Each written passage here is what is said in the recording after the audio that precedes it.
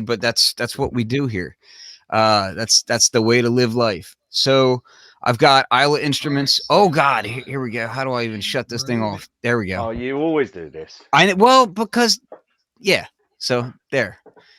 Anyway, let me I guess I can close it. Oh, I'm doing it now as well. Well, there we go. All right. We're good to go. We're even.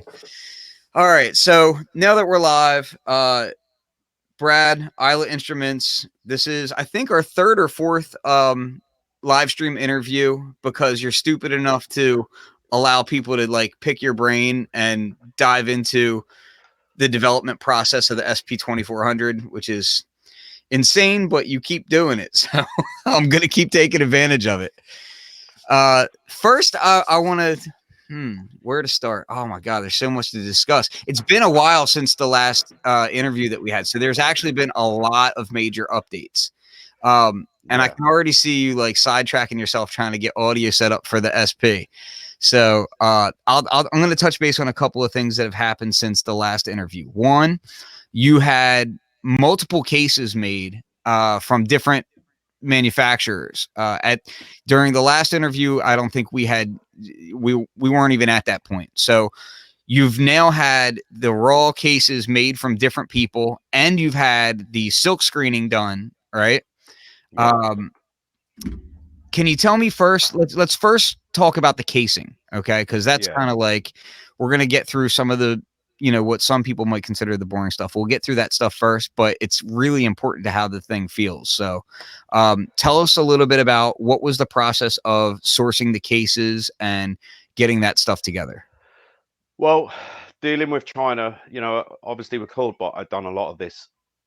I went through a lot of that pain already once before with the original Kickstarter. So I knew that this time around, it would be a lot easier to spend a little bit more money and have a load of companies produce prototype cases or engineering samples for me than it would be to say, oh, okay, I've got one company building a case for me. Let's wait and see how that comes back. So this time around, I've sort of scattergunned that approach, shortlisted a bunch of companies, and as you've seen from some of the Instagram posts, some of the stuff that just comes back is like shockingly shite. It's like awful. It does the job. Like, I mean, this one, it does the job, but they just send it to you with big gouges out of it and stuff like that, which is just awful. That's their business card, as someone quite rightly pointed out the other week. So I'm down to the last two companies now, but I get a lot of, I get, almost sort of bi-daily updates from them. And I can tell from the photos that the quality's there. They're a lot more expensive, but it's just getting to the right, honing in on the right one just much quicker, rather than trying one company, it being crap, trying another one, it being crap, and then going through four or five, and then eventually landed on one that you settle with. So yeah, I just done several at once.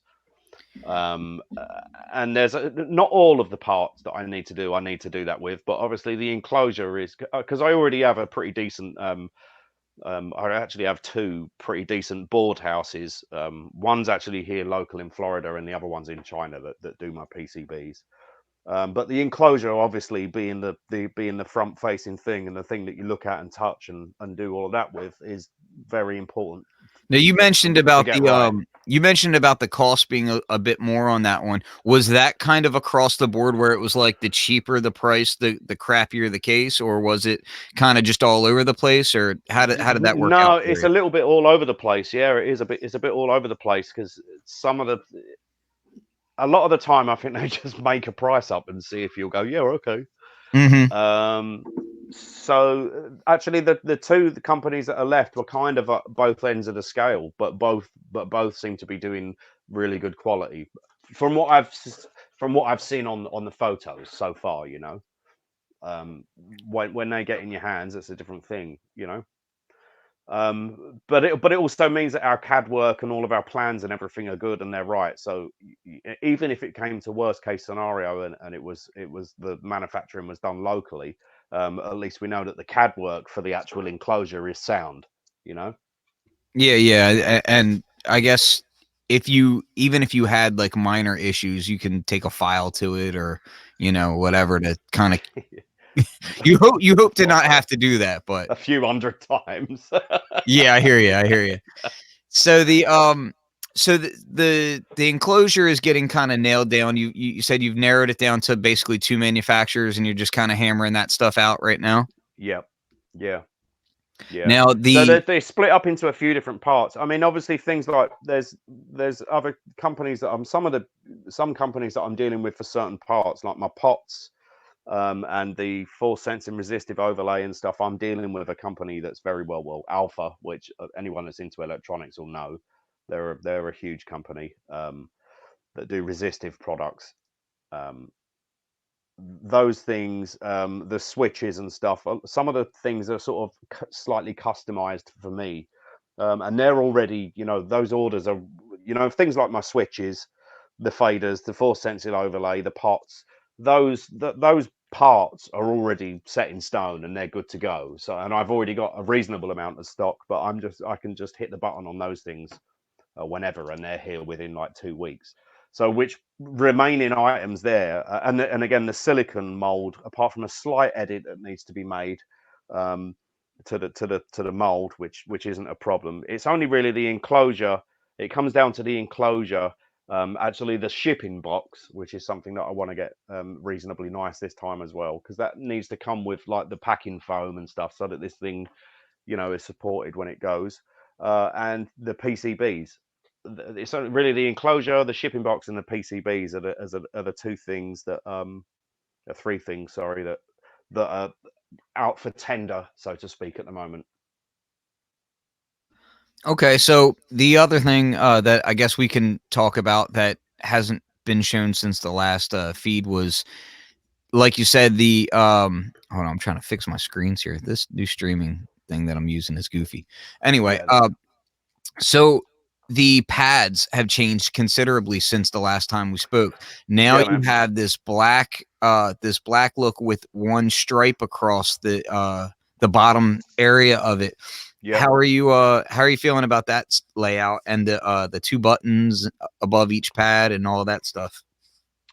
What do you mean? How do I feel about it? So is it coming together how you wanted it as far as the look? Are you feeling like the way the color shines through? Is that all kind of coming together? I mean, I think it looks pretty decent, and reports, people that have seen it in person say that it looks lovely, and they really like it. There was one suggestion that I saw somewhere out in the wild that someone said maybe think about putting this laser etching on the top of the button, because that way you can still see the lights when you're tapping the buttons, which I thought was quite a good suggestion. And um, I might have a couple of the samples sent over with them putting that part on the top and see It's how it not a bad looks. idea. It might throw the sort of linearity of the design off a little bit. I don't know, but like I said, it's not difficult for me to see a couple of samples like that. Like the printing colors, the powder coating color, and stuff like that. The anodization of the sides. Many guys out there already know, because I throw pictures up. The reason why I give so many updates and so many pictures and stuff is because, one, I didn't do a Kickstarter this time around. Okay. So, there's a lot of people that have put them hard-earned money down, and I would be the same. I want to know what's going on, So I might flood with a little bit too much information, but everybody knows that I'm doing something, something's going on. If I go dark for 3 weeks, then, it will cause dissent amongst the ranks. So I lost my thread now. Sorry, my mic was muted. My son is having my 4-year-old is having a proper meltdown upstairs right now. So this is one of those live streams where, afterwards I'm It gonna was a pay bit for it. doomed at the start, wasn't it? Because it took us like 20 minutes to try and get microphones set up properly. Can you hear me? Can you hear me? Can you hear me? Can you hear me now? Can you hear me? Can you hear me? Yeah. So okay, so you got that done. You also got the side panels done as well. Yeah. Are they coming from different That's manufacturers? that's what I was. No, the side, everything to do with the enclosure is coming from the same place. This will be coming from the same company. So that's aluminium sides, the top and the bottom of the steel enclosure. They do the powder coating and they do the screen printing of the graphics on top. So, I mean, whether they actually do it all in their own facility or not, it's not really my problem. It's as long as I get what I asked for. But as you've seen from some of the Instagram posts, and that was the thread that I lost just a minute ago, some of them they've made mistakes along the lines. They're like, oh, we've done the aluminium sides like black anodized, and I'm like, oh, well, that's not what I asked for. I asked for brushed aluminium anodized. So I'm getting a few different variations on the theme. Which is what I've uploaded pictures of. So, and some people say, hey, I really like these black sides. Some people don't. Some people like the silver ones, but when they arrive, I'll put them together. And that's what's really exciting about it, is just sort of putting it online. And the more people that say, yay, then that's the one you go with, right? Yeah, really. Yeah. Well, but with the sides and also stuff, it won't be a million miles away to say, hey, do you know what? Give me 200 sets of black, give me 200 sets of silver. And when the orders are getting shipping out, you know, it's not too difficult to put different colored sides on for people. I stopped doing black cord bots. People always ask me, it's like, I used to do white and black cord bots, and everyone's like, you stopped doing black cord bots. Why? The reason is because the mirror plastic finish on the cord bot, with them being black, you only had to look at it in a certain way and it would like get a mark on it or the tiniest little scratch, and it would show up. Which is, so I'm totally not adverse to like giving different flavors and different color options and stuff like that. I'm just got to make sure that they all look good. And like I think I sent out something like 300 black cord bots, and about 40 of them came back because people were saying, oh, this came to me scratched. I'm like, it's not scratched, it's just how it came to me, but do you want to swap it for white? And they're like, yeah. Yeah. So, I mean, the other thing that I would say is that probably looking at it in person, you know, the black sides versus the chrome sides, or, you know, whatever, in person, I'm sure it's going to be different than seeing it, you know, on the internet as well. So there's that whole thing. Shout out to Corey in the chat. He's a lovely guy. I met Corey at NobCon the other week. Let's talk a little bit about dinner and that. He's a good guy. He was a good guy, man. There's a few things. Well, he was all right. He was all right. I'm picking him up because he's meh. Corey's meh. Yeah. So there's some talk about NobCon that relates to the SP2400, because essentially you're a madman, and you had hit me up the day of NobCon and you were like, you know what, I'm gonna head up there. And I was like, you should go up there. It's a great time, and there's a lot of brilliant people to talk to. And there really was, man. You sure enough did. And the reason, one of the main reasons why I bring that up is because this is a brilliantly lack of ego going on here, when you can go up there and you can present your machine in front of Paul Schreiber, who I've had Paul Schreiber on my shows multiple times. Paul is for those who don't know, Paul Schreiber is kind of a legend in the synthesizer community. Absolutely, yeah. This guy, he was one of the original engineers who designed a synthesizer for Moog, and really realistic at the time, which was Tandy and which I used to work for Tandy as well. Well, hey, my dad used to work for Tandy. Yeah. Well, I think everybody worked for Tandy at some point. So yeah, listen. No, you're not. He's the younger generation is like, who the hell is Tandy? Yeah, they don't know. No. He's an arsehole. Yeah, and that's what I love about. He'll say that himself. I know if you're watching Paul, you're like, yeah, he's that's a fair That's comment. what I love about Paul, because I love him. He's a lovely guy. Paul's kind of like an asshole, like I am, except with knowledge. And I am as well. But you know, not only that, everything that comes out of his mouth, he's an arsehole, but he's right. You're like, exactly. You're only saying stuff that most people are too polite to say, and that's not the stuff that you want to hear. He sat me down. Now that's why we're getting an optical encoder in the machine. Well, we're getting other good points. You know, we're getting to that. So Paul is basically like, I mean, this is a guy who designed cell phones for BlackBerry. Like, this is like a top level engineer, and he's a amazing synthesizer engineer as well. Yeah. Synthesis Technology is his modular company. Yeah. So if you're getting into modular, you know, you probably are looking for what companies are like trustworthy and good. Modular, boo. Synthesis Technology is like, yeah, if you get anything from them, you know that it's quality stuff. So and if you're already into modular, you already know all of this, because I don't even know how Paul makes any money on his stuff, because it's all like the best. Yeah, you know, it's the best gear he's got on there, and it's like, But that's how he it makes is the money beautiful. on it too, is It because is you beautiful. know when you buy an E352, you know, holy shit, this thing's going to be built perfectly, and you know. Yeah, So it's so you yeah, actually went up there and you know, and to be fair, we all talked to Paul over Facebook quite a good bit, but you went up there and actually showed him your prototype right there, and you let him go ahead and tear it to pieces and discuss it, and you know, and go from there. yeah. So what was that kind of frog in the throat moment like?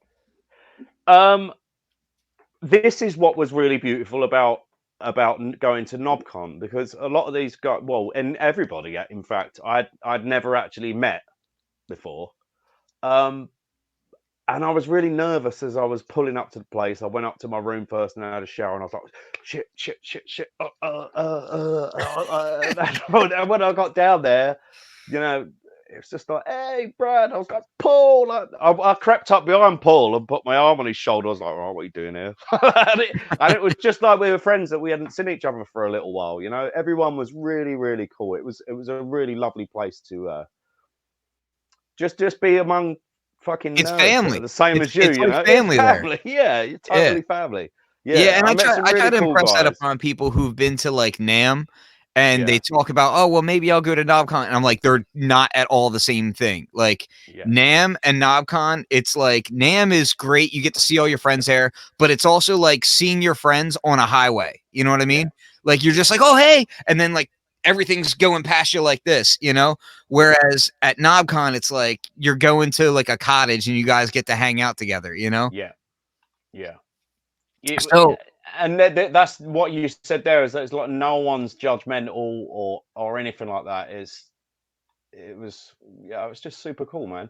I'm trying to. I don't know if you can see that. Is that coming out, or is that's not really working, is it? yeah, no, I see it. It's very small though. Oh, there you go.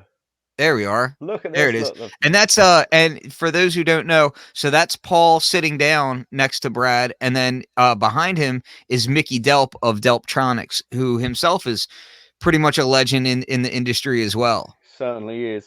Yep, he certainly is. What a great guy. No, it was lovely meeting Mickey and his wife Erin and Eric, who actually took that photo.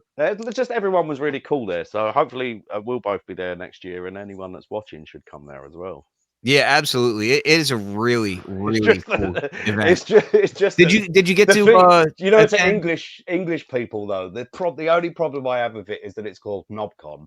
Yeah, Because oh yeah. if you're British, knob But yeah, means. but that I think that was kind of known when Suit and Tie Guy created the event. I think it was a bit of a nod. So some of my non-synthesizer friends back in the UK, like I posted that picture of me and Paul, and a friend of mine, Ronnie, said, "Knobcon, it sounds like some sort of dildo scam."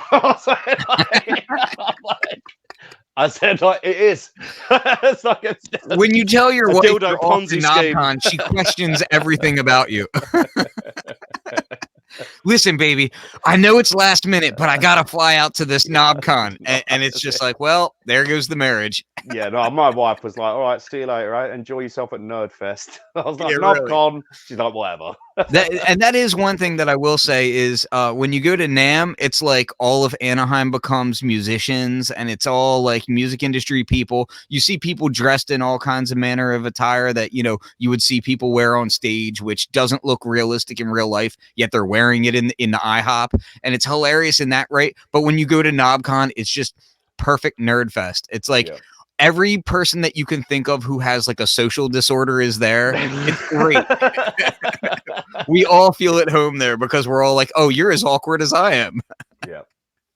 But Yeah. no, so you kind of you showed him the system, and for the most part, it sounds like it went pretty well. But he had a suggestion for you, so let's get into that. Well, he had more than a suggestion, Okay. but yeah, we talked about certain stuff, and he said, you know, the encoder. He looks at things very analytically, and he's right. And he said, you know, this is going to get a lot of traffic, this part. And he said, you know, I can see you've spent a lot of money on these dual rail faders, and you've got obviously a high quality enclosure, and all these buttons feel nice and everything. But he said, you know, that encoder just feels a little bit flimsy. And to be honest, it wasn't something that I'd really given much thought. And and he said, you want to be using grey. Or at this point, I'm like, here comes the business card. But but I ordered a couple of those grey hill encoders. I think they're in the garage now. But I ordered a couple, and they turned up, and they're like, yeah, they're way more expensive, but they're going to last a long, long time. So it was definitely worth it. We also had a good chat about things like RFI and because obviously with this product because it's mains powered and it's universal mains powered, so you can use it in Europe or anywhere in the world from 100 to 250 volts AC, and it will still work. So there's vigorous testing, UL testing, and all sorts of other stuff that's got to be done. If someone throws it in the bath while they're using it or something, they're going to sue me, and all that kind of stuff. And he gave me a lot of valid advice with things that I've got to do to take it to the next level, and it not just be a like a boutique sort of thing. Yeah. Well, I mean, at the end of the day, one of the interesting things about this is that you are a small company, and this is a boutique thing. Like, Yeah. you know what I mean? It is like at the end of the day, you build. I should say make it be a legal boutique product. Yeah. Yeah. Not a. Yeah. So, man, there's so many things I want to discuss. One of the things I kind of, this is a sidetrack, but I think it's worth bringing up to kind of get a vibe about. And I'm not trying to take you down the path that you think I'm going to try and take you down, but listen, you can take me down any path you want, whether I follow you or not. It's a different story. I can just hang up. I'm gonna just bring up. I was looking at the 707 announcement from Roland, right? And I looked at the design and I was like, holy crap, there is a lot of design cues that look mighty similar to how the SP2400 is designed, as far as like the pads with the two pads above them. Then you got the fader above that, then the knobs above that. Now, granted, you have a knob that's basically a knob stacked on top of a knob, right? With the concentric knobs, but essentially the layout was surprisingly similar. And I was looking at the price point and I was like, oh, those are surprisingly similar. But what I didn't see similar was the build quality is completely different. Like one is like this mass produced chunk of like plastic looking thing. And did you say shit then, or plastic looking thing? Well, I mean, plastic can be done nice. Plastic can be done nice. I'm not a plastic hater. Cool. No, it looks cool. I saw the little one there. But what struck me though was like the whole, like really the layout kind of did strike me as like, wow, that's surprisingly similar. And I didn't even think of it at first. And then like I saw some pictures side by side and I was like, oh my God, that's surprisingly similar. So when you saw that, did you kind of like think to yourself like, hey, that looks a little bit like what I was doing? I didn't look at it like that, really. No, at first I was like, oh shit. But then as I looked at it more, I was like, yeah, look, you naturally you get a little bit of when you look at this stuff. But then you've only got to think, how many synthesizers are out there on the market, and there's room for everyone doing everything, so it's not a problem. And I can't sit there and say like this whole, the design, the actual design layout, although mine is starkly different to what that looks like, there are some similarities. Sure.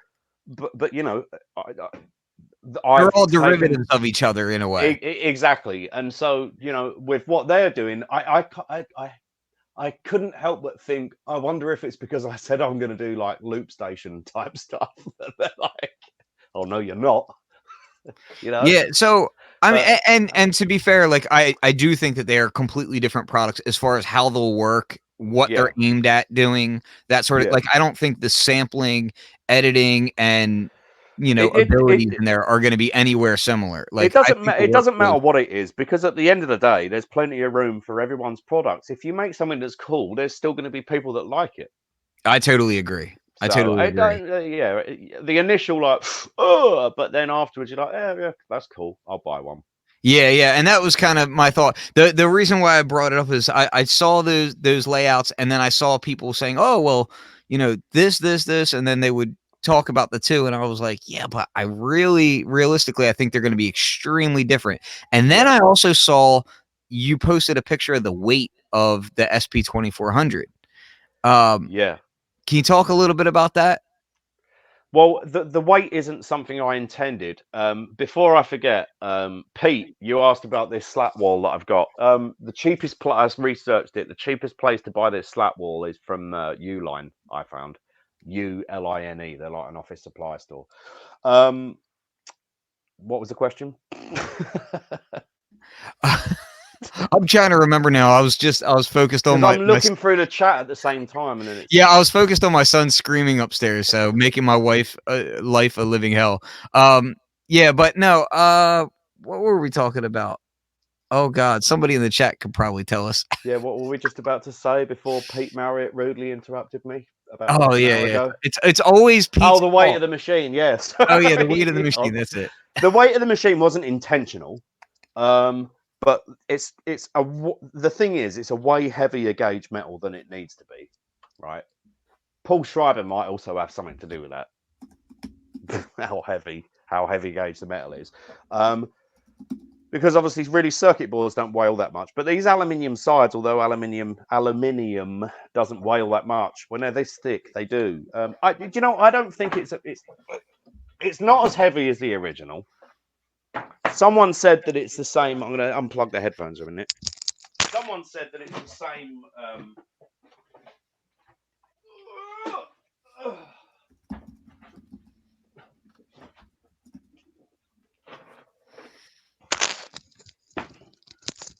Someone said that it's the same weight as the MPC.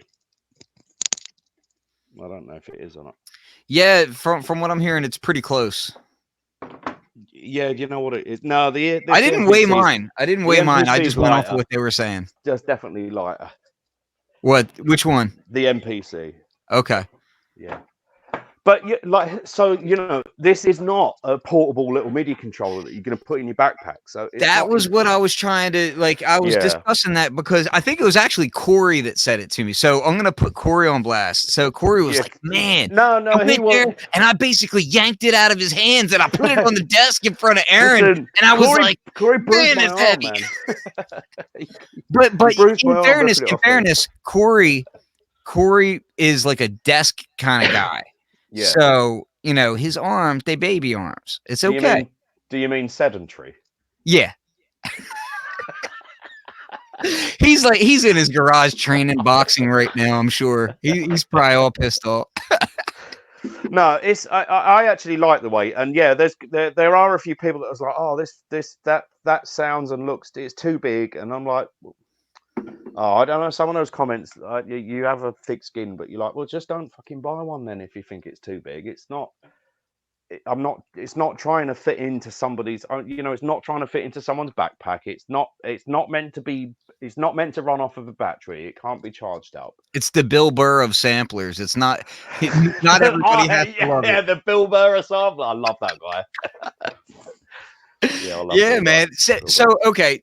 So let's get into a couple of the details about the videos that you just posted. So you just posted 2 videos. Yeah. One is of a piano sample and the other one was of a drum sample. And you were doing some A/B comparisons with the SP1200, mainly to kind of show people, hey, look, we can do that sound too, right? Like that's not the only focus of the machine, but we can do this as well and make it sound like that. I have a few notes on that, but talk to me a little bit about why you chose what you chose to sample and play back. Which video? The first one or the one? Well, we'll start with the first one. So the first one, personally, I think because a lot of people that are used to the machine are like, oh, we got to hear the drums through it. It's what makes the drums punch, and I'll get to the punchy bit in a minute, but. Personally, with that crystalline sort of magic fairy dust sort of sound that the lack of interpolation gives on the low sample rate, I personally find you hear that aliasing effect. It's much more easy to hear that for a musical passage than it is from transient passages like drum loops and stuff like that. So I started off, with a musical loop, really to give a gauge of it's much easier to hear the aliasing. Sure, you get the thump and the whack out of drums, but you don't get that. I mean, really, I should have done it with like a 1 kilohertz sine tone, but that'd just be incredibly boring to listen to. So yeah, I did that, and then obviously I made the mistake. Well, actually, at the time of doing the video in sampling mode, there wasn't any sort of truncation or trimming of the samples. And then for the next video that I did last night, Vlad had actually done the truncating part for me. Well, before you say done, demoed. I think we should clarify what that means. Yeah.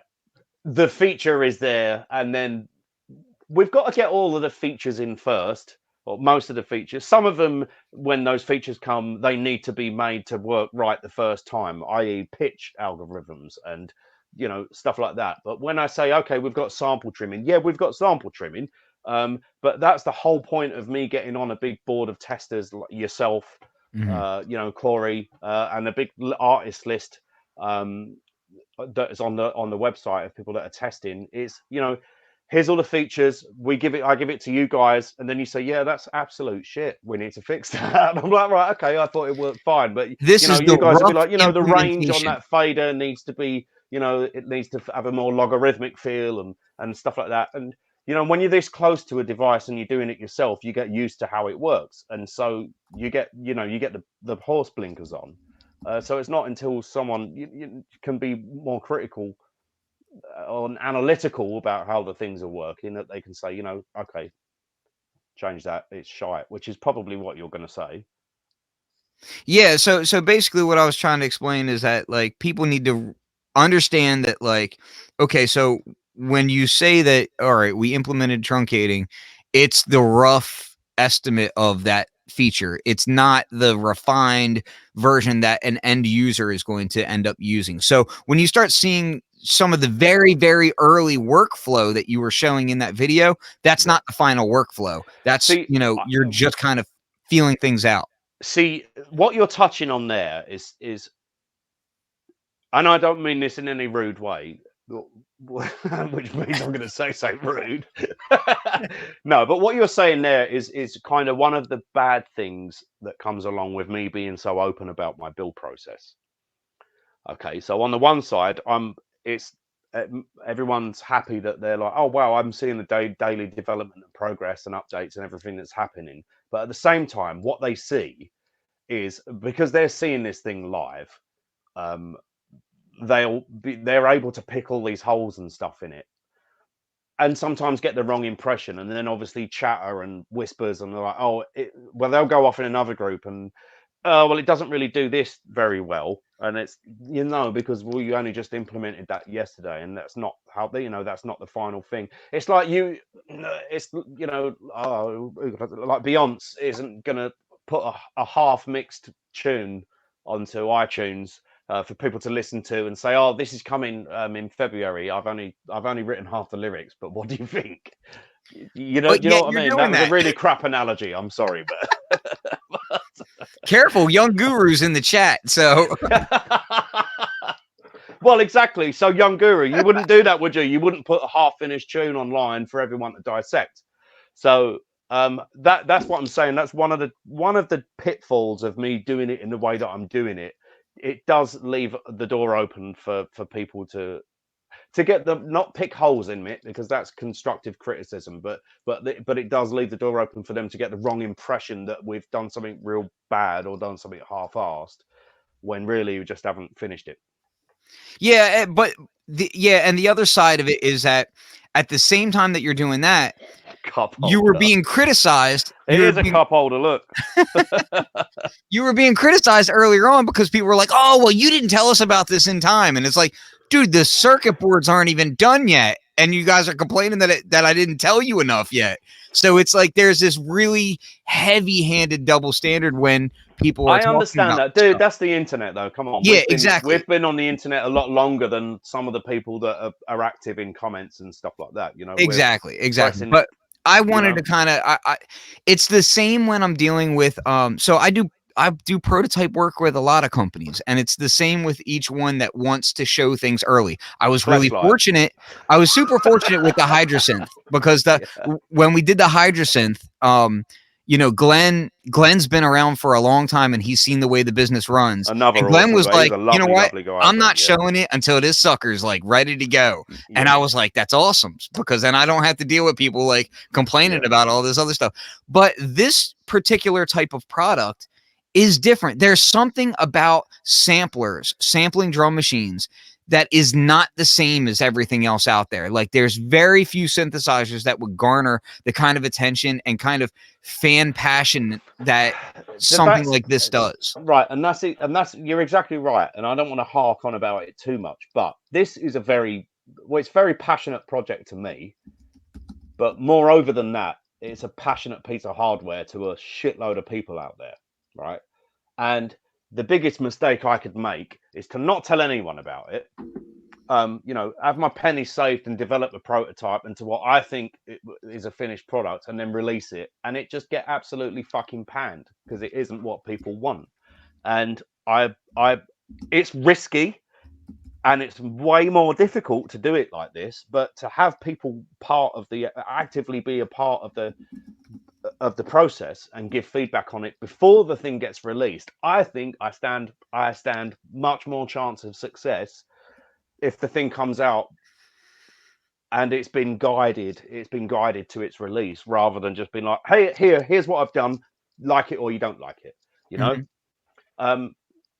All these suggestions come out there and they don't fall on deaf ears. I don't reply to them all because some of them are just redonkulous. Yeah. But some of them I do, and even some of them I don't. But I still then, yeah, that might be a good idea. So all of those little things that shape, small companies like me, you don't have like a focus group and and all that crap. So, but moreover, my point is that this isn't just a piece of hardware. Like, this is a culture.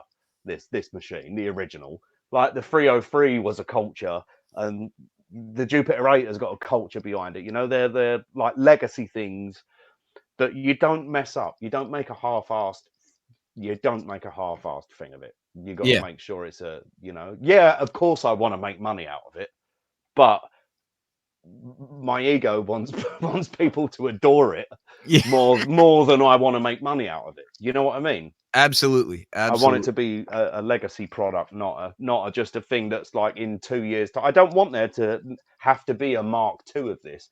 There wasn't a Mark II of the SP1200, like there's a Mark III or Mark IV of the sorta, or stuff like that. Well, yeah, kind of. Not. I don't think intentionally so. Like, no, but yeah, I don't want. I can't. I really hate this thing of like releasing a Mark X, blah blah blah every 2 years, a new version of the same product that you've just spent. Like a DJ controller that I just spent like $600 on a few years ago. I think my wife might be watching. I told her it's $50. But that, and then like 6 months later, there's another one that comes out that's $700, and it's you feel a bit cheated. Yeah, it's mildly better, and the only real difference is that it's actually supported now. Yeah, exactly. Yeah. For we don't now. support that anymore. Yeah. Oh, we stopped doing Windows 10 drivers now. Sorry. Yeah, exactly. Yeah, it's interesting. I'm watching the development though, and I'm seeing some things that I want to point out. So right now it seems like the focus has really been on, up to this point, aside from the physicality of the instrument, there's been a major focus on giving the sampler a specific character and tone before anything else, right? Which I think is really unique. Like, I've been involved in other samplers, I've been involved in other products like this before, but I can't say that I've ever seen like there was a specific character in mind before the sampler was ever created, and it was like, no, we have to hit this mark first before we can move forward. And I can't say that I've ever really seen that in any other sampler before. I've seen things where it's been, okay, we're trying to shoot for a specific fidelity. We're trying to get to these certain goals as far as noise floor and that sort of thing, but never so much like tone and character in this way. I'm not sure if that's a dig, an observation, or a compliment. It's a little, in my opinion, little of all of them. In my opinion, it's a little bit of a what would be the word? An infatuation. Because Yeah, it's something that's, you know, previous to now, right? no, Samplers have again, really been all about like, okay, do the best that you can, you know, with the technology that you have, right? yeah, And then it became, oh wow, this old technology had these flaws and we enjoy it. And it's the same with analog synthesizers, it's the yeah, same with samplers, you know, those old flaws that made these hit records. And you know, there's a lot of different reasons why those flaws are lauded. You know, they become this new thing that we like, but the current companies keep pushing forward for fidelity, but and they should, and you are also with the 24-bit side of it, you know. yeah, um but there's this other side where it's like, okay, after the fact, Machine and MPC after the fact did these vintage modes, you know what I yeah. mean? But No, yeah, this well, is I've the come first from the one that I'm other. seeing where from But, the get-go you're but like, we want this tone and we're well, going that's for this because tone. that's like what I'm saying with the legacy that I'm trying to the and the target audience that I know, like me, loved that machine. You you better fucking get it right, otherwise there's no point. You know, there's not Yeah. if you're just mimicking something that's, you know, like, and that's a lot of people have also very what's the word? They're a bit suspicious of me, saying, "Oh, it's not 12-bit, it's just a bit crusher." I hate that word, bit crusher, misnomer, whatever, no such thing. But people naturally assume that, oh, it's just a bit crusher and it's like, you know, a Raspberry Pi or whatever is doing this, doing that. It's not, but I get where they're coming from because they're astounded that it's like you can't make that sound anymore. It's that you can't do that anymore, and why would you? And that is just, yeah, it is a bit mental, really. Just trying to make something. But I'm a fan of this machine. In contrast as well, I'm not a huge. I am become much more of a hip hop fan of late because I've been doing a lot of research on the music. But this machine um, means a lot to me from the house music. You know, I'm a huge fan of Masters at Work and Kenny Dope. You know, Todd Terry. There's loads of house music producers that came up on this machine that interestingly a lot of the hip hop guys that use this machine don't know about. Yeah, that's the funny And part it's is, really funny that there's this sort of not cultural but like musical culture that's like, oh, we own this machine. And I'm yeah, like, hang on a yeah, minute, like yeah. French House, Daft Punk, all of these huge fucking acts use that machine as well, and that's where I come from. I'm not I like hip hop. I'm not saying that I don't like hip hop. What I'm saying is that the culture behind it, and the sounds that it was used for, that's where my passion for this machine came from. And so The funny and thing and is so that but the hip the hop, end result is the same, is that the passion for that original machine is just as fierce on, no matter what the musical genre is, if it used that machine. My point is, you've got to get that sound right. There's no point trying to be a spiritual successor, as we came up with that term, to that machine, unless you're gonna get it right and authentic and be a real nod back to the classic machine. Otherwise, you're just trying to coin in on something that looks a bit similar. yeah, and that's kind of one of the funny things to me is like, dude, like at least for me, and again, this is where I get back to my gut and like me being old now. Um, like when I was coming up, it was like, you know, at least in the Delaware hip hop scene and Philly hip hop scene, it was, dude, if you were into hip hop, you were digging records, and if you were digging records, you knew what was serious in other genres, Yeah, and what they respected and what they were looking for. And you were reading, you know, session musicians, and you were reading what studios they were in. And if that's the case, like no true hip hop head should ever deride a house dude for wanting to do an SP, because it's like, dude, that's, are you yeah. joking? Like, And we would sample the same records as well, which is really yeah, funny yeah, as and well. same It's with like, electro, really, like, you know, yeah, so that stuff to me was really funny when I started seeing comments like that, because I'm like, well, hold on, dude, like, you realize you don't own that, like, come on, man, it's not just us, it's, you know, but that's what I like about hip hop, is that it's yeah, all about, you know, hip hop to me, it's the Jeet Kune Do of music. It's all about cross training. It's all about like, you should be able go between any other genre and pick and choose, what aspects you like, So Yeah. yeah, but moving on from that, I'll also say in those videos, so you did the piano piece, right? And you Yep. could hear the stepping of the pitch modes. And this is something that we talked about privately. In your previous demonstrations, it was free pitch, right? So Yeah. it wasn't stepping in the same way that a SP1200 does, right? Yeah. Talk to me a little bit about the implementation of now there's steps in there, and how does that relate to the SP1200? Well, for a while, it was obviously I was constantly being asked, "Come on, we want to see. We don't want to see that little A/B comparison that you can't see the machines and stuff in. We want to see the real thing." And what was very difficult is because it was free pitch. So there is from 0 to 4,096 discrete values between there and there. Okay, and so that was 4,096 discrete pitch values. And while you can move the fader there and get it roughly right, the aliasing will change heavily as you scroll up and scroll up and down the fader in just a small amount. And so for me to do a true comparison, A/B comparison video, we needed to work out the discrete steps from the original machine. And interestingly enough, they weren't just semitones. Some of them were slightly not on a perfect semitones away, which was an interesting Quirk. quirk and a fucking nightmare figuring out. Well, the funny thing about that was, so because there's you've a only got to trend. change sample rate playback speed ever so slightly, and that whole aliasing and artifacts, while not necessarily displeasing, is totally different sounding to that. So they've got to be really bang on. Well, the other thing that made me kind of jump when we were talking about that is there is a movement now, which is, I think it's a very valid movement, even though it's something that I don't really use, towards microtonal scales, right?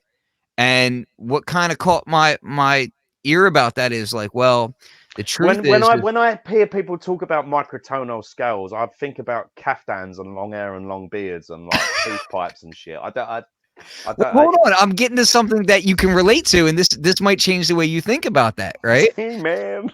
So microtonal scales are, you're using these kind of off kilter, temperaments and whatnot, but in hip hop and in house, the way that we've been pitching our samples and kind of matching things up, and if you take a record and put it to 45 and then you drop it back, you're not truly 100% right back to the original.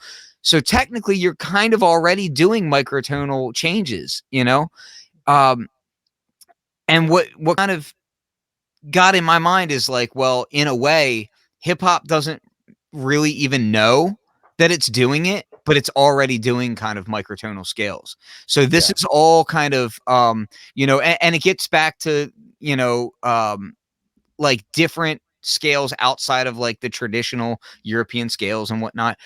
But these dissonant tunings and these free ranging, scalings are kind of all part of that. And this has been a current movement. So when I saw you implementing that, I was like, oh, well, this kind of opens up things for what could be done in the future. And with you doing ChordBot,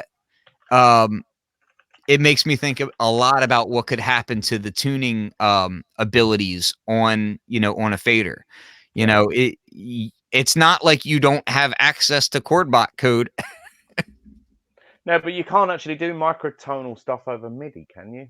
I might be wrong. Well, it depends on how you implement it, really, because if you're Yeah.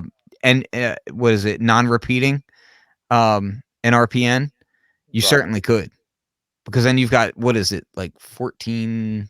I don't know. I'm not going to get into the math. I'm not a math. I was just talking to Corey earlier about how we homeschool our kids, and yeah, the math side of it, I'm like, yep, no.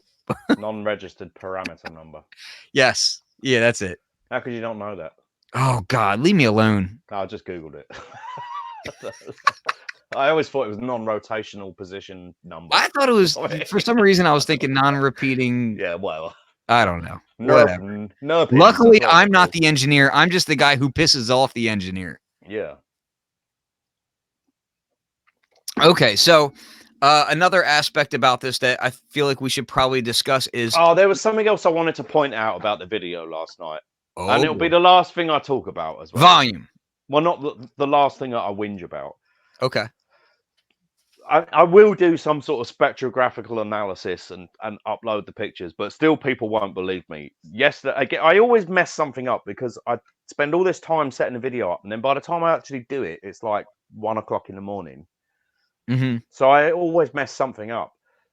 But when I was playing back samples, a lot of people would say, "Oh, that sounded brighter," or stuff, or it sounded definitely punchier, and that just wasn't the case. It's because they're at different. One machine was being slightly louder at that point in time, and then it gets adjusted and stuff. And I should really try and nail that stuff before I start doing the recording. They really the punchiness and everything. It's like I'll show graphs at some point. I'm going to show graphs, and there's if for, by definition, I think for something to sound more punchy, you're going to expect something more in the lower mids.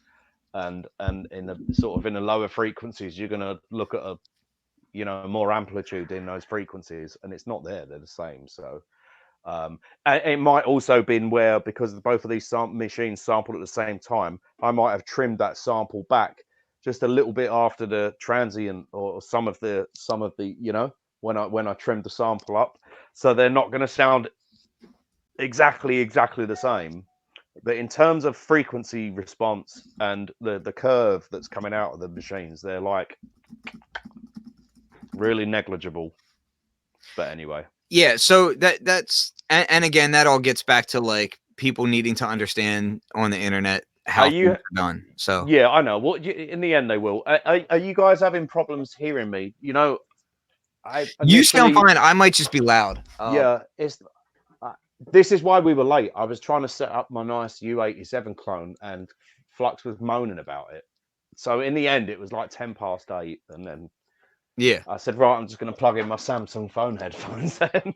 yeah, you know what it is? Sorry, it's just the way that streaming handles proper audio interfaces. So I actually have to use like a really crappy audio interface when I'm doing streaming. Yeah, you have just got a bit of a loud, annoying voice, though. Anyway. Well, that's true. It's because I like to yell over top of people who know what they're talking about, so that I sound more intelligent. That's how I get my jobs. So, surprisingly. So, a couple of things. Oh man, I got to touch on so much. So the one thing that I want to touch on is there's a lot of questions about different things, such as will there be onboard effects? Is there side chaining? Can it load SP1200 sounds and whatnot? And what I want to kind of tell to people, and I am speaking in front of you on this, but is you have to understand how early in the development this product is. So this stuff isn't built in yet. You know what I mean? Like, we're literally showing you what is there. Like, if you haven't seen it, it's pretty much not there yet. I mean, the development is now coming thick and fast, because it's taken this much time to really get to this stage in the prototype with the hardware, so that the hardware is totally workable to, do what we need to do with it. Things like effects and stuff like that. Is how far do I wind this back? If you've been following the social media updates and stuff like that, you'll realize that this is the second, or really it's the third prototype, hardware prototype. And currently this is like mono. It has a mono mix out and stuff like that. It hasn't got the multiple analog filters and stuff like that, but it has got the analog input filters. Analog side, it's the same as the original up to now. The second revision now, which we've literally just finished doing the schematics, and the boards being laid out now. So those boards are ready to be ordered to get the engineering samples of. We'll get 2 of those. If those are good, then I'll order another like 15 to 20, and that's when Ken and Kenny and all you guys get the testing units. Now, what I'm gonna say this now, because dude is in the chat, and we have a private little area that we discuss about development. I better see those dudes in there Oh because yeah, I no, will listen. I don't care who you are. I will find you if you're not commenting in there. I'm gonna hunt you down. yeah. So this next prototype that's being rolled now, the processor that's going onto the board is almost double the power of the one that's currently in there. My developers are like, you don't need to have a processor this is powerful, and I don't care. I want a more powerful processor because if I always dream up crazy bullshit ideas that probably need a bit of processing power, but also it just gives us loads of headroom. It's always good to have headroom in the start, and even if that headroom is used up for more crazy DSP effects, it doesn't matter. It's that we're able to do them. And memory, It's internal exactly. memory. Yeah, well, it's already got a lot of internal memory, and I've also you're right. Let me just drill down what's going on this new revision of board. The processor has almost double the speed. It's gone from an F7 to a H7, which is the next family up. Onboard SD RAM is the same. It's got 64, I think it's 64 megabytes, which doesn't sound like a lot, but we're really using the SD card, and the 64 megabytes is only actually used as a buffer to feed the rest of the system. Well, what I would say to that is that we're talking about firmware processing, like firmware memory. Yeah, So yeah, as yeah, far as like exactly. what's actually being held as far as the code and how the machine runs, Well, not that's irrelevant. sample. Yeah, that doesn't matter. That's Yeah. irrelevant. It's just because that's inside the machine. Firmware's only small. Well, that's what I'm talking Um, about as far as like, making sure that the processor and the build of the unit has enough memory in it to where if you want to update it, that memory is there, that you're not butting up against your developer saying, "Oh, well, we don't have enough memory to implement that." yeah, yeah, yeah, yeah, yeah, yeah. Well, that wouldn't be a problem either, but in the long run. But yeah, essentially, it's about having the brute horsepower there to be able to do other stuff that we haven't yet thought about, or we might have thought about, but we haven't decided whether we can do it not or yet because of power constraints. So we've got that. The process has been doubled. The onboard flash chip, which is only really pretty small, but that's been upgraded to 2 gigabit. And that is going to be the thing that stores the factory inbuilt kits from the artists, from yourself and a few others. People will be able to overwrite those if they want to, so that without an SD card, there's some sounds in the machine. Um, I have, and one of the biggest changes is that we've moved over to stereo. So we've still got the 8 individual mono outputs, but what I've then devised after that is a stereo pannable mix bus. So every channel can be panned, um, obviously to left or right, but not just hard left or right. They can be, panned properly. The outputs, what else did we go on there? The SD card's gone to full size because it's just impractical having a small one. We've added 2/8 of an inch jacks for pulse code in and out, square wave in and out for things like Volca clocks and syncing up clocks. The connection I'm talking about, like a Juno 60 arpeggiator or stuff like that. What else is on there? Obviously, the new codec for the headphone, because the headphone isn't in there at the moment. So the headphone, and it's got its own separate DAC, which is a 2-channel DAC, which in Ooh. theory actually gives the machine another 2 channels. I have some stuff I want Um, to discuss then. Hang So on, I'm trying to get this out. Let me finish. Let me get get it it out. Let me all, get it get out. it I'm just all. trying. The board's been separated into 2 boards again. So we've got the Yes. computer board and we've got the audio board. And that means that, the machine isn't redundant. If something changes huge, you might be able to swap a board out. We've baked in the ability to then plug on the daughter card for the 8 external analog filters, but they're in the audio path, so they don't have to be filters. They could be anything that could end up being, some sort of additional DSP effects board or some other stuff. I'm just trying to think what else we've put on the board. Oh yeah. Most importantly, we've put on a special USB. It's called a PHY chip, a PHY chip, and what that enables is it's high speed over USB, and that will enable digital audio data transfer over USB between the machine and the host. So just like in the boutiques where you on the TR-08 or something like that, you can hit play and it's streaming 8 channels of audio That's gonna be sick. back into the door. We'll now be able to do that. But conversely, we should also be. And if Vlad's watching, he's probably like, "Fuck off." But we might also be able to use that as an 8-out sound card as well. Not really important, but it just opens the door for that sort of thing, you know. There's one more And thing and I do want to make something absolutely clear. Unless I've categorically stated something on the website that the machine is going to do this, none of that stuff's promised. But I think you all know me enough to know that I want to get those things in there, and that's why everything's more overpowered than it needs to be, so that we have got the headroom to be able to do that stuff.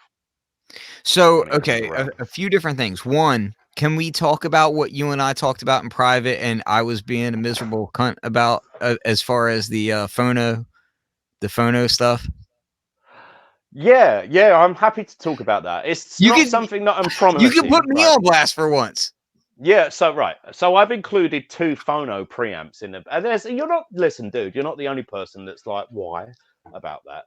One person said, well, it needs to be a good quality phono preamp, if you're putting phono preamps on there, and it is a good phono quality preamp. And in fact, someone that reviewed the schematic said, you can do that phono preamp with like 6 components rather than 16 that you've got. And I'm like, yeah, but I want it to sound nice. So I've put 2 phono preamps on the machine. One phono preamp, an obvious reason, is that you can just plug a deck straight into it and sample. You already said, maybe quite rightly so, well, what's the point? Because if you've got a record deck, you've already got a mixer. And I just sort of said, well, it's a few extra components, why not? But I've said all along, I think there's potential, whether you're using it in a live environment or not. I think there's potential. For me, I do stuff because I want to do it. It'd be fun to sort of DJ on this, to mix on it and stuff. And so with the addition of 2 phono preamps, it's not a million miles away, some point in the future, for this to be quite easily be able to interpret timecode vinyl to manipulate audio files that are inside the machine. And I like the idea of that. Whether it happens or not is remains to be seen. It should be more than capable. It should be more than capable of doing it. But we definitely couldn't do it if we didn't have phono preamps in the machine. So I've put phono preamps. So I want to just to put myself on blast a little bit and to make people understand what. To me, it's kind of a big deal. What I'm excited about you being excited about this machine, Ski Beats. What up, Ski? Yo, yeah, man. So here's the thing. We'll be coming to you soon enough, my man. Yo, and also, Ski, careful how you spell that. You are 1 C away from really screwing up. So, yo, so let me just say this. This is the thing about what you're doing that is very different from most companies that I've dealt with. So I make stuff for myself as well. Well, here's the thing is that I'm used to when I consult for a company and I discuss this kind of stuff, I think about like, okay, what makes sense, what makes money, and where's that in between place that's really gonna like make everybody happy, right? And when you were discussing this, when you talked about 1 phono preamp, I was like, well, it doesn't necessarily need to be there. You're adding cost because realistically, if you've got turntables, if you've got 1200s, whatever, you probably have a preamp in your DJ mixer. Beyond that, you also probably have, if you're one of those guys with a portable setup, those already do line output on them, right? Yeah. I'm a record digger too, so don't get mad at me. I'm just being realistic about getting the cost down on this device. And then the other side of it was like, okay, well, if you're doing this stuff, you can get a cheap phono preamp, really cheap, that you can put in there, whatever. Like there's all sorts of solutions to the situation. But then you were like, I want 2 of them. And I was like, well, that's freaking absurd. Well, that's like I said, because if I want to put this thing in between my 2 1200s there, because I fucking hate that tractor thing. That's why it's shit.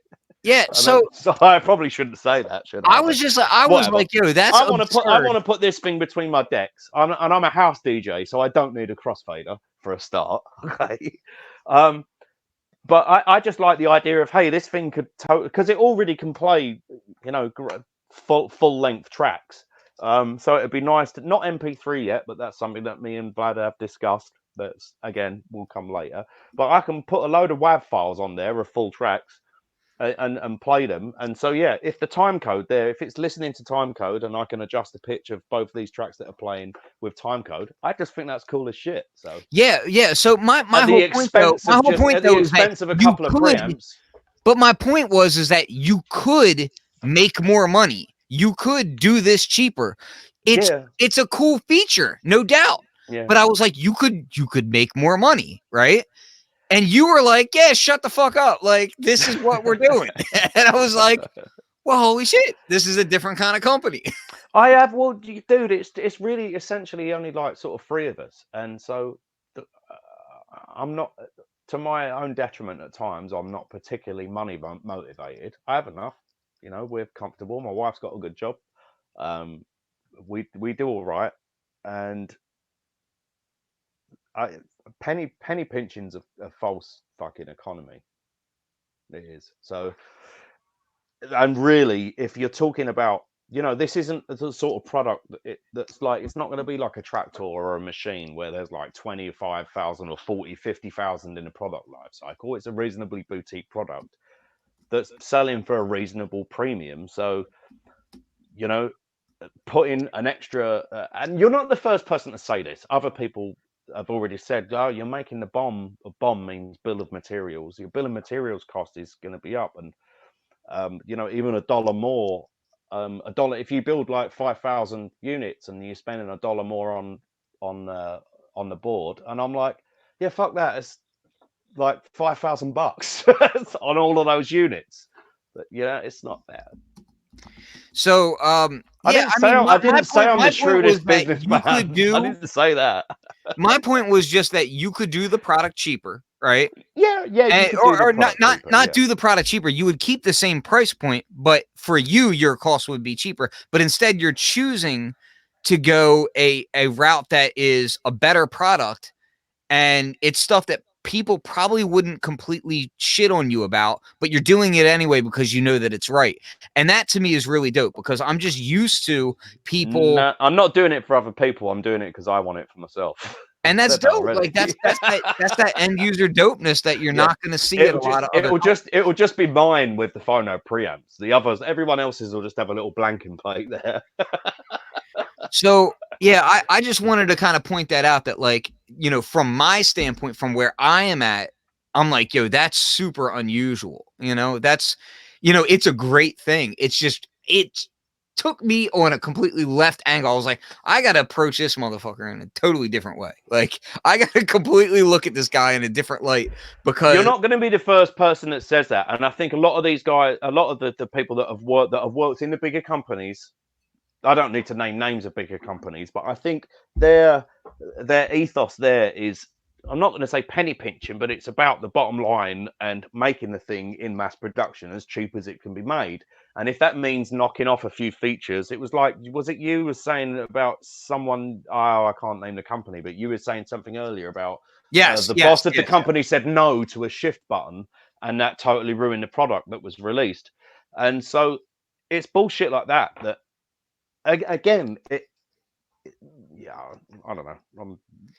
You know. So yeah. Okay, so bottom line is like you're putting a ridiculous amount of IO on it, and this gets back to what the overspecking of the CPU. You've got Yeah. lots of IO on it that you Yeah. know Well, didn't the necessarily codec need. chip itself has 8 outs and 6 ins, Yeah, and so yeah, we could have just got away with using a line in really, and so which is just 2 ins. But I'm sat there looking at the schematic, and they're like, oh, there's another 4 inputs on this chip. We might as well use them.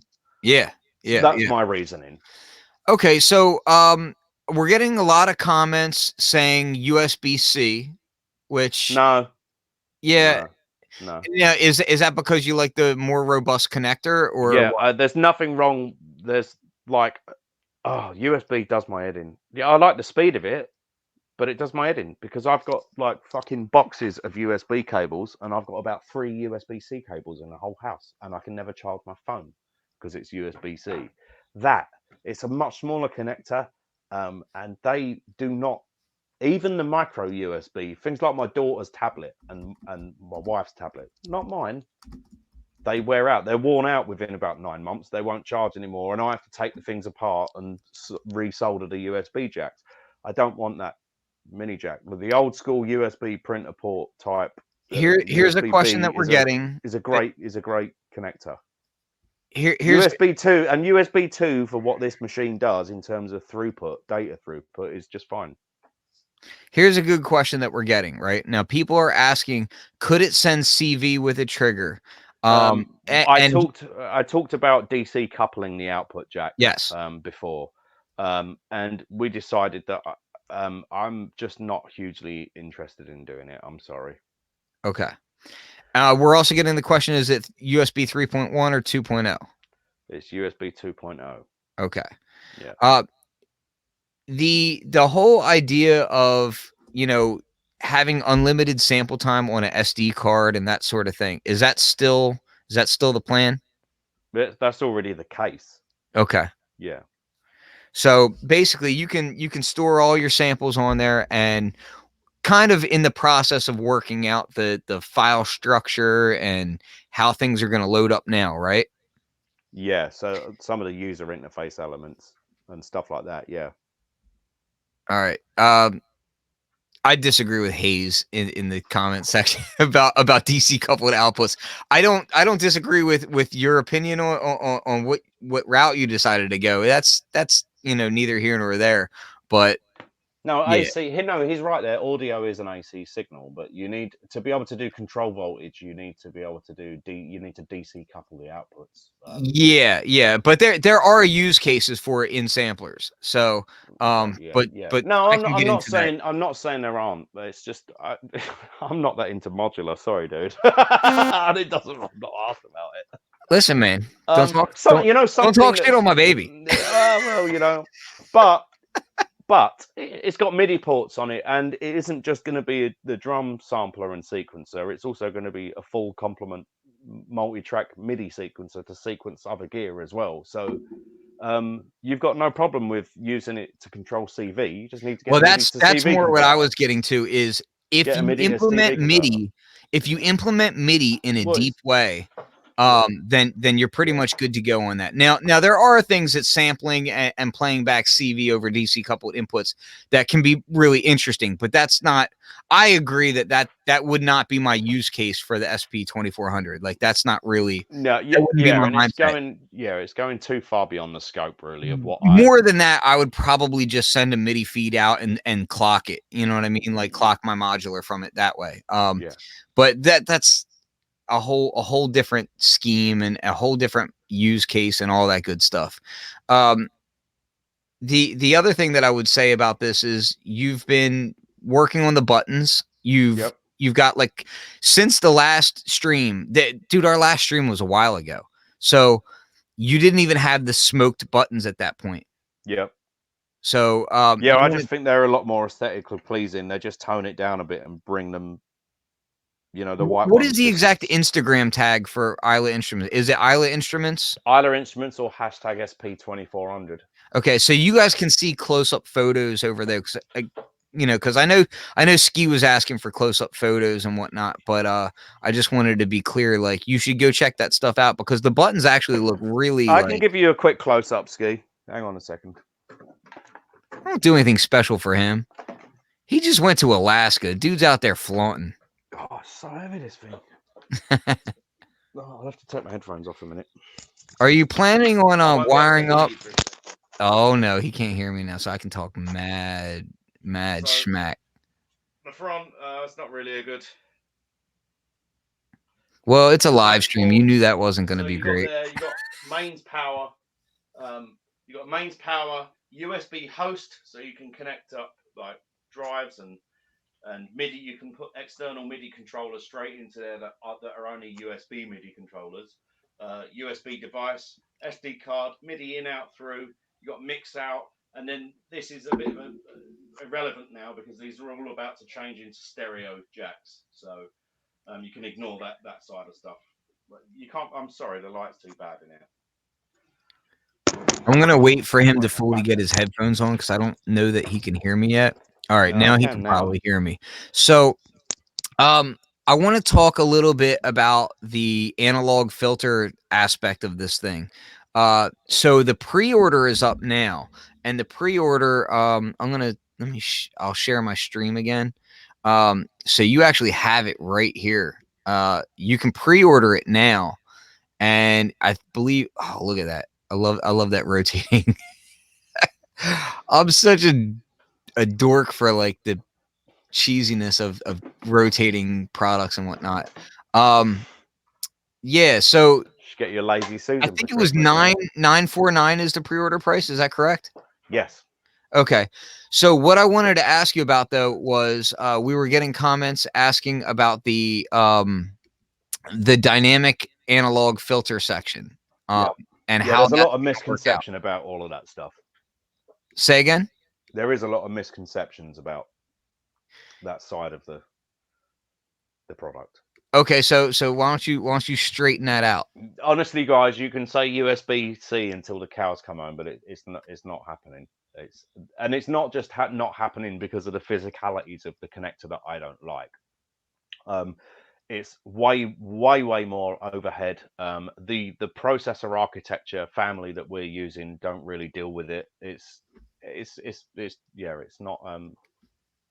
That's why you don't see it on a lot of stuff. Even the brand new stuff that Roland's coming out with, I don't believe it's on. I might be wrong there, but I don't think it's. It doesn't. We don't even need USB-C. The throughput that's on that interface, we don't even need that for the for the payload of data packets and stuff that we send. So, you were saying, Ken? Sorry. So basically, what I wanted to kind of straighten out is like what. Yeah, the filters. The filters, yeah. So what is the situation with the filters? Okay, so if you're familiar with the SP1200, in terms of analog circuitry, which includes all of the varying the varying stepped different filters that were on the outputs, and the very special filter that is actually on the input, which you don't really see because you can't switch that in or out on the original, but it does a very specific thing. All of the analog side of the filtering, including the two SSM, which that company is now SSI, those dynamic filters, all of that is the same and is on the board. What you don't get is sweepable analog filters. You do get digital filters because you've seen me tweaking them and they're there. But there's a lot of people that say, hey, I don't like digital filters, or they sound digital, or this, that, and the other, blah, blah, blah. That's fine. If you don't like those, I've built on the ability to add a daughter card into the machine. So that will be a separate PCB that plugs onto the board, and that will have analog, up to 8 analog sweepable filters, but that you'll still be able to control with these controls, but they'll be true analog filters. A few reasons. There's a few reasons that I decided to do it as a daughter card. One, it did add a lot of BOM cost to do that, and it's not an essential feature to a lot of people. To some people, it is, and that's fine, and that's why it's a daughter card. If you want the same filters that was on this machine, they're all there and they're in this machine. You couldn't tweak the filters that were in that original machine. You can't tweak the filters that are in this, and that's important to be able to say that you sound the same. The other reason for it being on a daughter card is so, okay, we can have 8 SSM filters in this machine, or we can do a different filter card that's got SEM filters on it, or we can do a different card that's got ladder filters on it, or we can do a different card that might be just like a general effects card, DSP effects card, and other stuff. So I think doing it as a daughter card thing makes the basic cost of the machine a bit lower for most people. And there are a lot of people that just aren't really asked about analog filters because it's a digital piece of gear after all. And a lot of the times people should recognize the fact that a lot of the times the SP1200 sound that they want is bypassing the analog filters, which the analog filters do sound fantastic. Like, Yeah, I love the that analog, specific analog filter. the preset output filters were really what they were really doing in my mind, is just sort of giving you a basic, hey, this is a reasonably basic mix.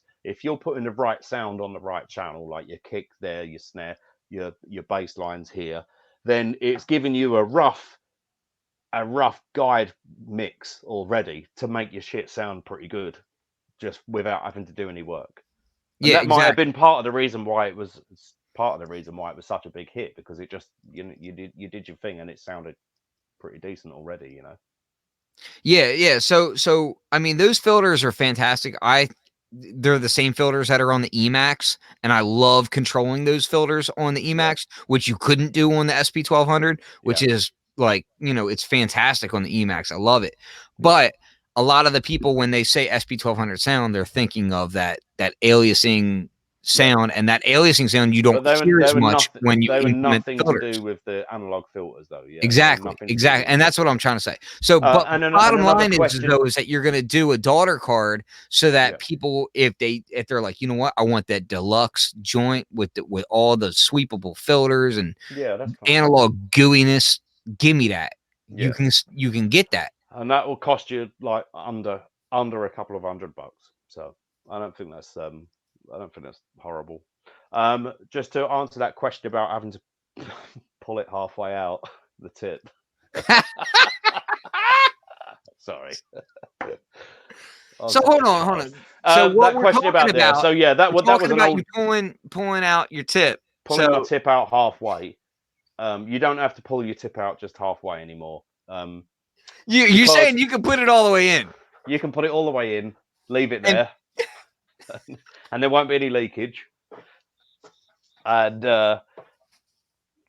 what are we talking about?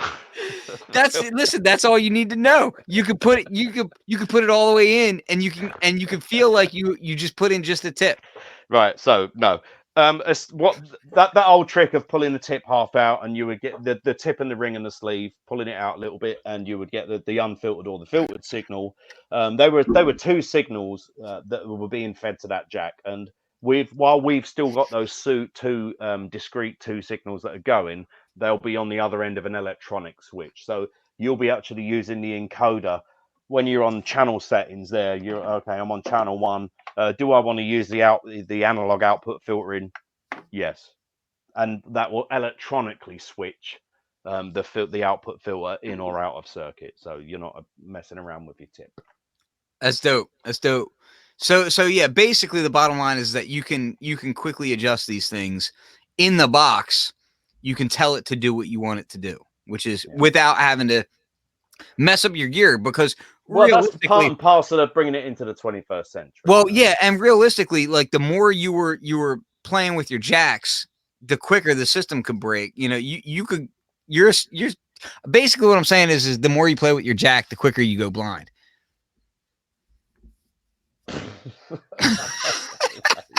It's not good on your jacks to be jacking them in and out all the time. And now you can, I only need these for reading, yes. So yeah, but no, that's it, it's these are the features that are things that are being implemented now, being thought about ahead of time before you have to do all sorts of coding to get them in there. So the thought process is there. This leads into people are asking about SP1200 disks and how those files could possibly translate to the 2400. This is going to be a reoccurring theme all the way up until release. I can guarantee you. Yeah. Um, they want to know, will there be a capability of MIDI dump for at least sounds? Will there be any kind of disk emulation? Like what? These are lots of questions that have been answered before, but is Alan Yes. Brax in the chat somewhere? Or did I just see Alan Brax's name pop up? Uh, Elaine, hey man. One of my heroes. What a tune meister. So yeah, the external disc thing. We spoke about this before. I'm in talks with a guy that does actually the not the HXC, the other one, but the guy that the ubiquitous USB virtual floppy drive.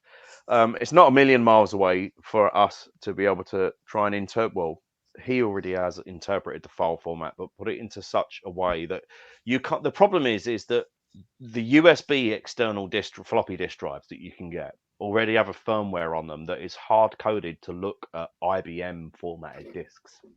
Okay, and the original SP1200 disks were in their own format that actually worked.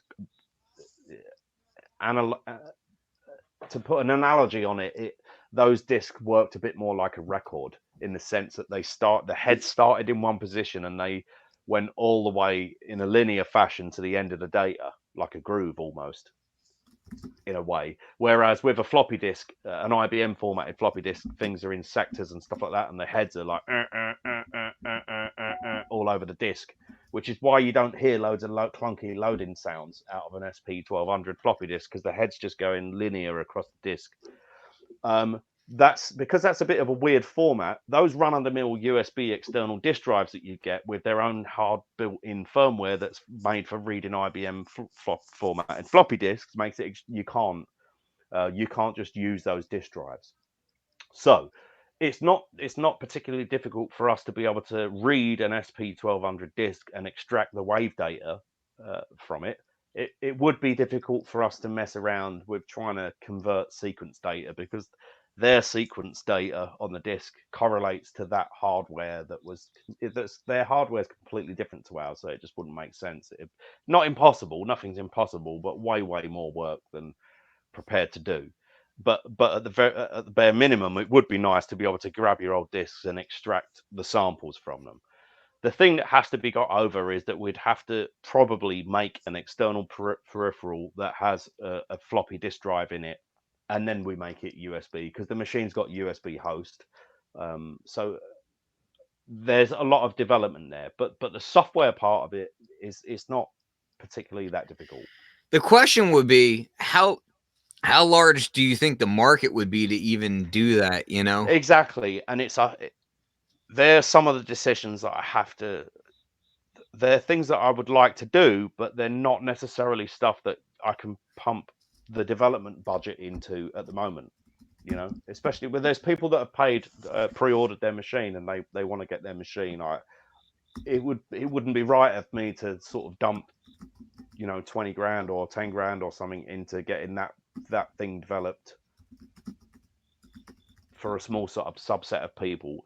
The other thing is I the more that this goes on, I think that there'll probably be if part of the USB host thing on here, if we made some of that open source, it wouldn't be a million miles away to think that some of the really talented fan guys would get on there and make some sort of routines to read external disk drives.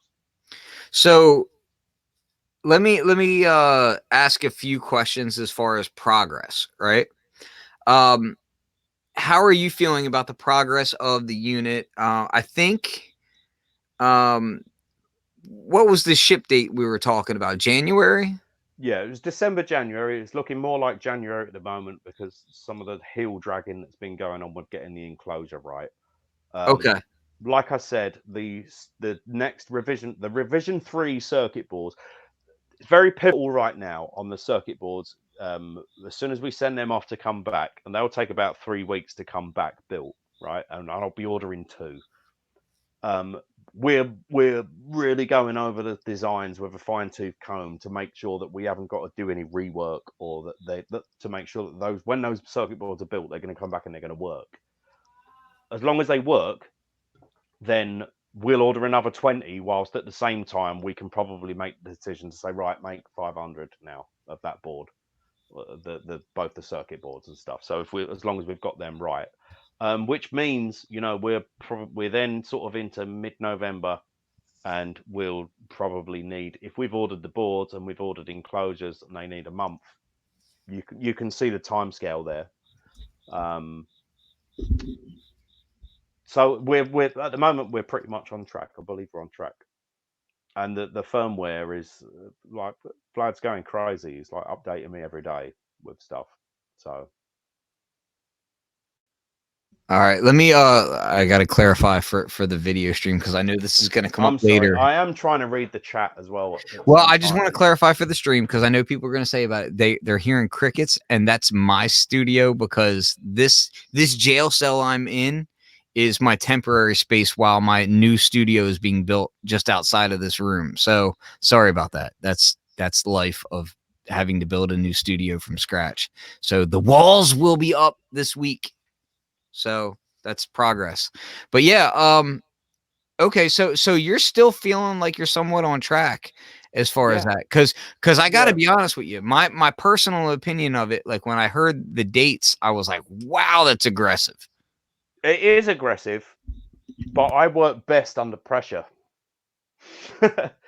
I think I've surprised a lot of people, you know, that we've got to this stage since when was it? April? Yes. So April, May, June, July, August, September, 5 months, and we're here, which is really only sort of like one step away from the production. So I think we've done pretty good so far. All right. Well, I'm just trying to think if there's any other tidbits that I feel like I need Even to mention. even if we are a little bit late in delivering, it's never going to be anywhere near the delay that it was like with CordBot. I think I was a little bit over a year late with CordBot. At the most, it would be a matter of weeks. Well, the other Hello. is Oh, Isla hi. in there. Isla's come to say hello. Oh, now the dog's coming in. CEO is in the place to be. The boss is here. So, yeah, I would say that we pretty much covered the vast majority of it. If I figure out tomorrow that I missed something major, what I'll do is I'll make a web post about it and kind of let people know. Yeah. But yeah, I mean, it seems like everything is on track. We've got a um new enclosure is good to go. You got the smoke buttons. We've nailed down the fact that we're doing the daughter card. We've nailed down the idea that the sampler is the algorithm for the sampler is pretty much there, and where it needs to be, which is impressive. So I Yeah. encourage people to go That was the check out. main thing that I wanted to get. I wanted to get that sampler algorithm out there. Listen, it might not be 100% the same, but I'm really happy with it, and I think it's where it needed to be. Who are you talking to? And now from the rest of The world, I'm talking to a nobody. Don't worry. a bunch of nerds. Give me a kiss. Right, go on, go see mommy. I'll be up in a minute. Close the door, please. Out you go, Ben. I feel like you remember that guy that this happened to, the politician on CNN. Did you see that? Yep. The clip, the kid just come trembling in like. Listen, man, he's live on I've got a CNN. 4-year-old, I've got a 4-year-old, a 12-year-old, and an 18-year-old. So I'm with it. Yeah, no, dude, I'm really happy with the sound, and I know that 90% out there are happy with the sound. What was a real kicker for me was I recognized some of the names, especially on Gear Sluts and other places that were like, they were giving me loads of shit at the start. They're like, oh, this is bollocks, whatever. And now they're like, fair play, mate. You pulled this off. It sounds really good. And that's one of the biggest things is turning those people around, you know, and they're like, yeah, no, that sounds, I'm going to buy one then. Go on then. Yeah, I told you a Yeah. Gear Sluts story personally earlier, and yeah, Gear Sluts is like. Yeah. Gear Sluts is a great place to learn so long as you remember that most of the people on there are full of shit. Dr. Fangas, what are you asking? It's real difficult for me to look up that screen, so tell me what you're asking. He says, are there answers to my questions? I didn't see his questions either. Hold on. Yeah, that's right. And then earlier he says, is there answers to my questions? Scrolling. I'm still scrolling back to see if he actually asked a question. I don't know. The answer might be 43 then. That's some nerd humor, Ski right Beats, that's something that we should have talked about. Yeah, for all of this talk of that lo-fi grunge, what we haven't actually talked about is that the lo-fi grunge aspect, being able to pull in those old analog filters and the bad, good sounding lack of interpolation and stuff, low low sample rate sound is the classic mode. Um, but essentially the machine is actually a 24-bit. 1 second. Yep. So it's a 24-bit high resolution No, no. engine.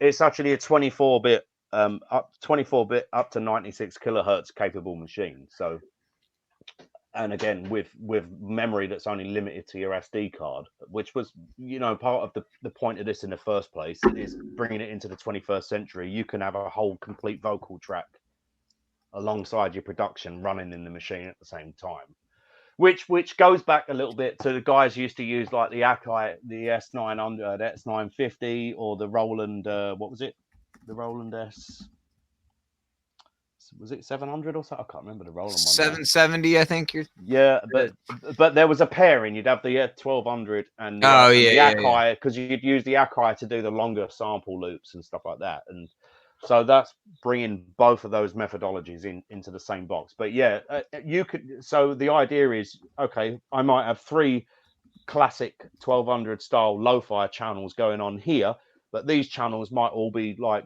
24-bit, 48 kilohertz. Yeah.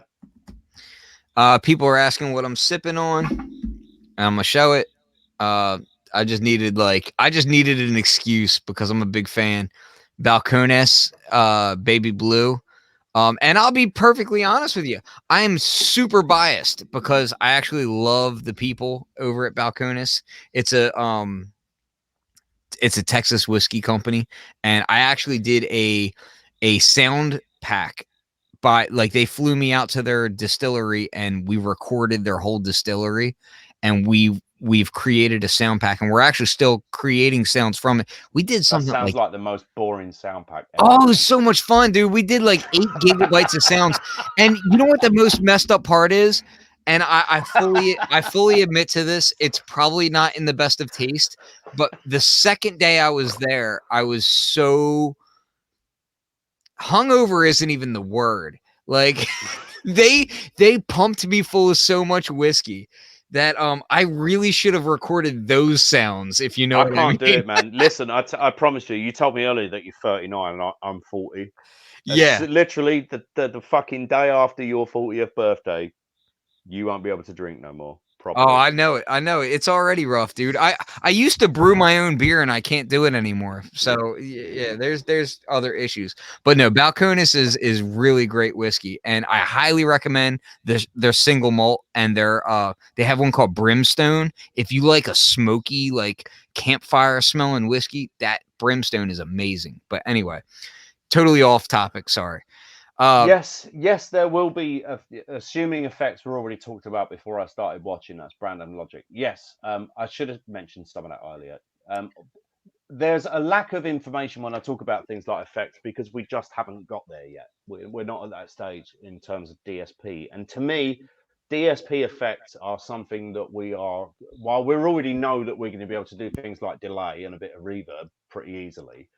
To me, DSP audio effects are something that we're going to use our extra headroom, processor headroom, that we've got all of this extra. If we've got loads of extra headroom, then we'll give it to that. We'll give it to DSP as an after thing, not put DSP effects in there, but it takes away from the horsepower of what the machine's trying to do itself. So does that make sense? Do you know what I mean? Yeah, We're absolutely. pretty confident there's That's going to one be of the some things nice that I keep effects in trying there, to. but we're not. Well, that's what I keep trying to impress upon people, is that it's like we want to talk about these advanced things that are going on, swing, all kinds of other things. But the fact of the matter is like that That world. is one other thing that I should address as well. There's a lot of comments on people, and I know that that's because many people, I think, have got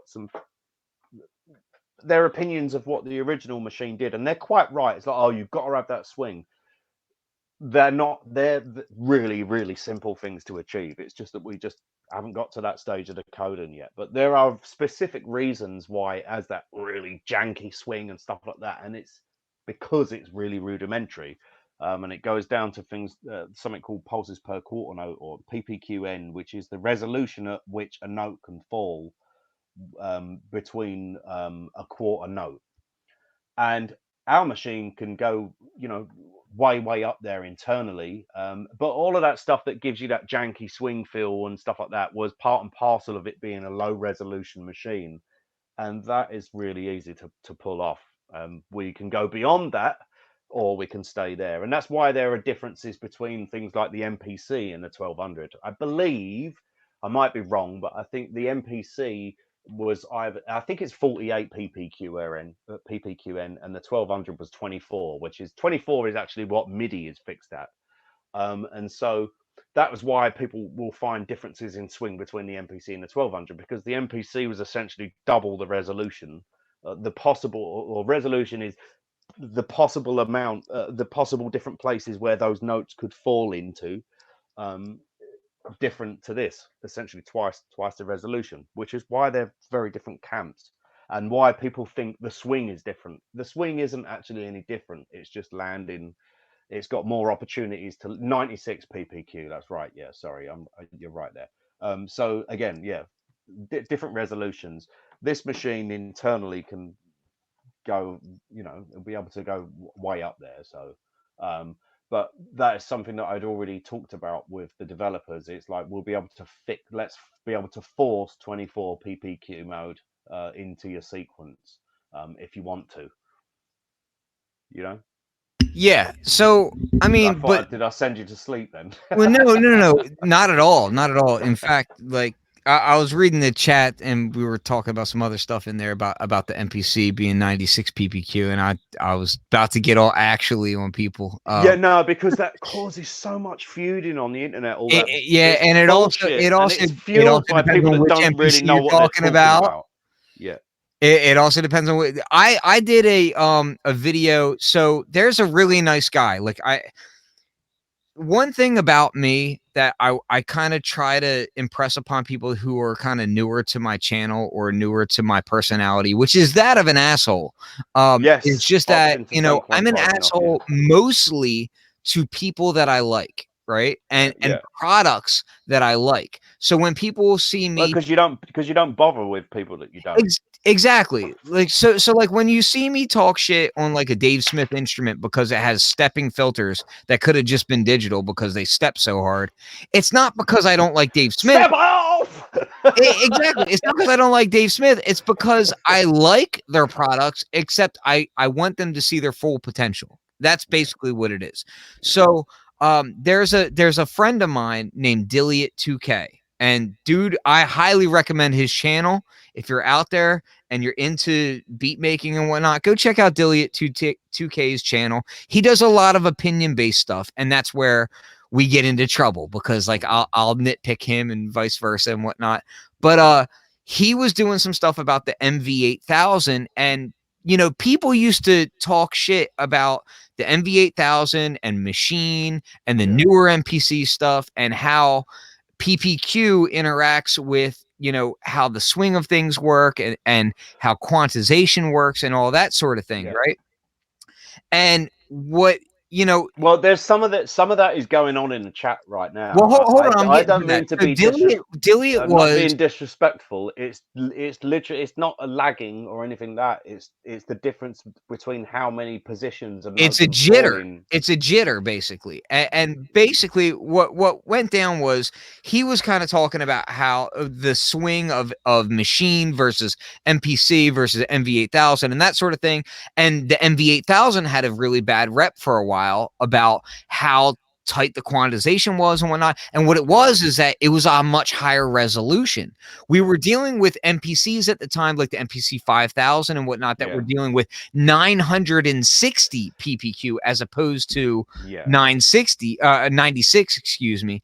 And there was a lot of misconceptions about how quantization worked when quantize was off and that sort of thing. So I actually have a video. If you dive into like 10 years ago of my videos, you'll see a lot of this good stuff where I kind of dive into PPQ and that sort of thing. And you can see in the video, I'm exasperated. Like you can see I'm like flushed because I rushed home from work that day to do a video talking about the subject because like PPQ was like so on my mind because I was like, no, you don't understand this shit. Like, let me explain.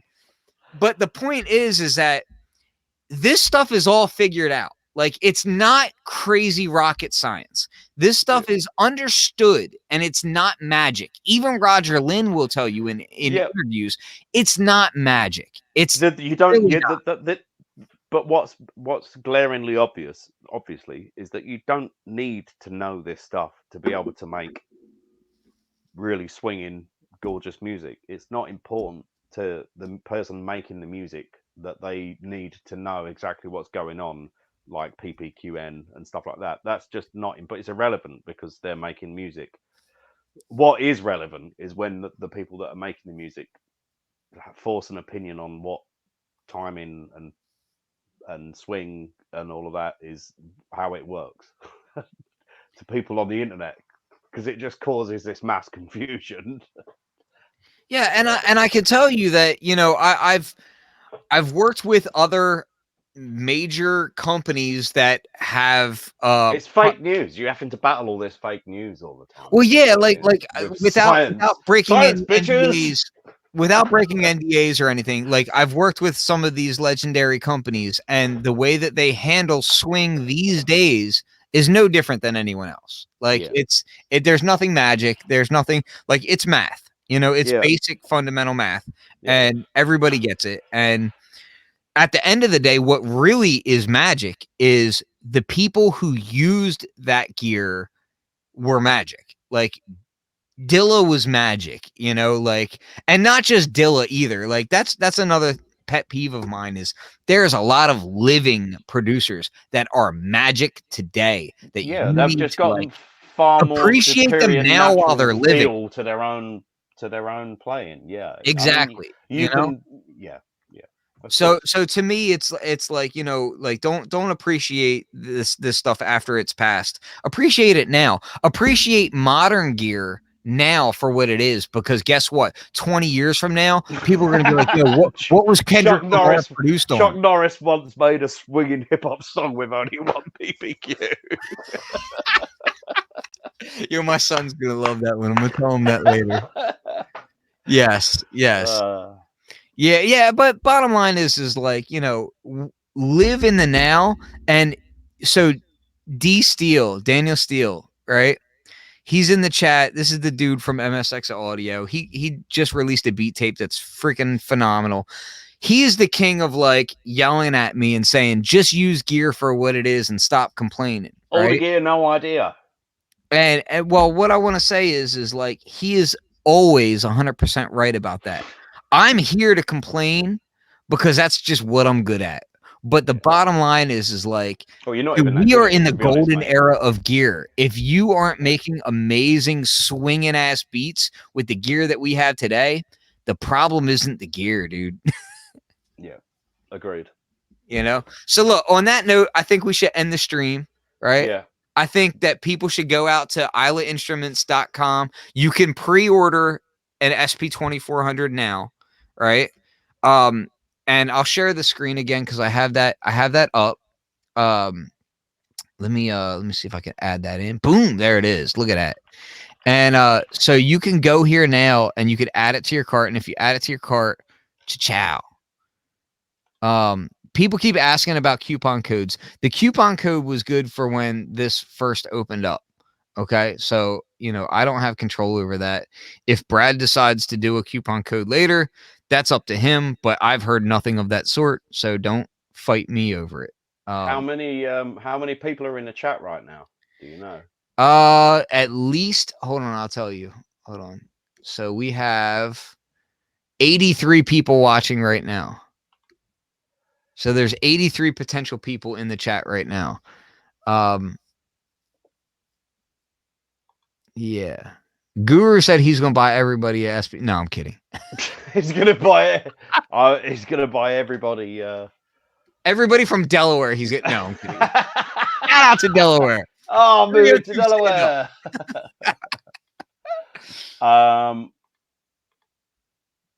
Okay, Flux 302. Yep. Flux 302. Oh, you gonna make a code right now? Well, the original code, but it's only for Okay. the people in the chat. If anyone wants to buy one now, and it's only going to be on for the next 30 minutes, and you cannot post this on Facebook and stuff, please. It's only for the people that are watching. It's only going to last for an hour.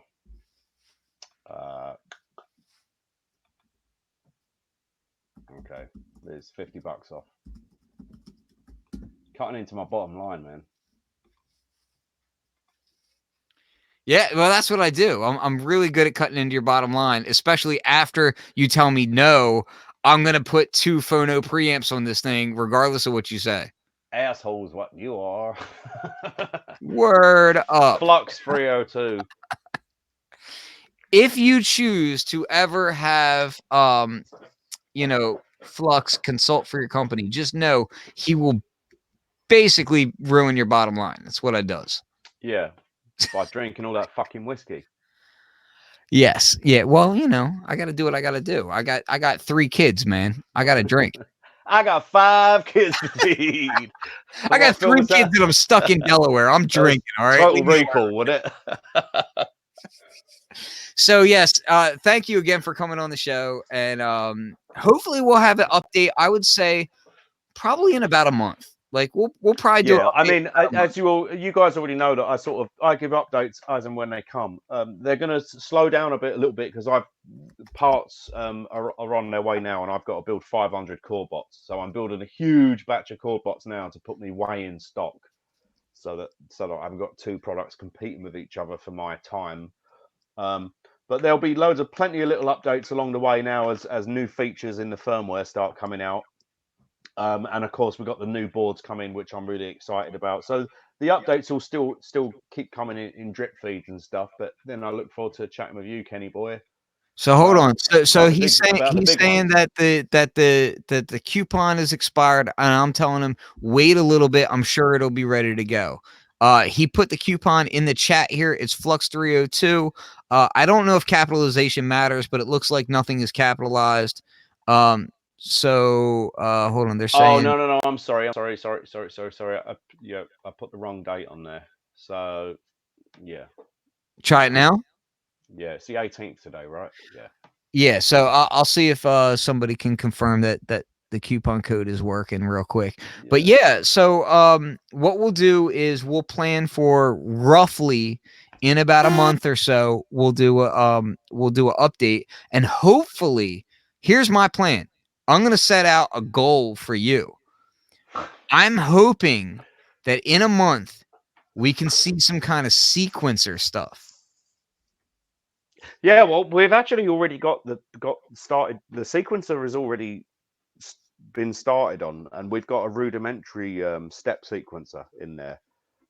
It just didn't lend itself very well to doing a video with, because it's quite doing a step input sequence from scratch is a bit hard work. That's another part of the reason why these new 16 buttons are across the top of the pads here, because there's 16 of them, and that makes itself for a good TR style.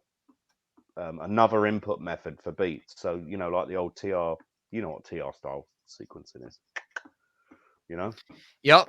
So oh shoot, Dilliot 2K has entered the chat. T2K has entered the chat. I keep forgetting the T. I just want to say that dude's a really cool guy, and I highly recommend people follow him, because he's been a long time music nerd, and dude is just a good guy. So I try to recommend people check him out. We're all good guys in here, aren't we? Well, the thing is like, a lot of us are all super opinionated, and we all have our own take on music gear, and none of it is necessarily wrong or whatever. But what I try to tell people is like, if you're this passionate about music for like 10 plus years, you're worth listening to. You know what I mean? Yeah, man. And he's one of those cats. So I recommend people go check him out. But again, thank you for doing this feed. And I don't even know how I can express how much I look forward to putting my hands on an SP2400 and talking so much shit to you privately. about like what needs to change. This seriously, everyone. This Kenny busts my balls all the time. He's just chat. He's a little bitch all the time. He's Yes, like little bitch. nonstop. And Oh, oh my god, I can't wait because you have set the bar so high with how much shit you talk about what this thing is going to be able to do, the filters, the this, the that. And if you actually live up to half of that shit, I'm going to be like, yes. And I have this weird feeling like you will. And that just kind of irks me. Why is that a weird feeling? It's weird because fuck you like, very much. who the hell puts 2 phono preamps on a piece of equipment when they're a small company? Nobody does that. This guy. Nobody does that. Nobody makes a unit 14 Who pounds. puts phono preamps on the drum machine? Who makes their unit 14 pounds when they have to ship it out like This guy. themselves? Nobody does that. It doesn't make sense. It's like, dude, you know you have to pay shipping costs, right? But hey, I'm hype. I'm ready to go. So let's make it dope. So thank you all for watching. Again, coupon code is Flux302. You can go pre-order that now at islainstruments.com. And yeah. Peace. I'm gonna end the broadcast now. All right, so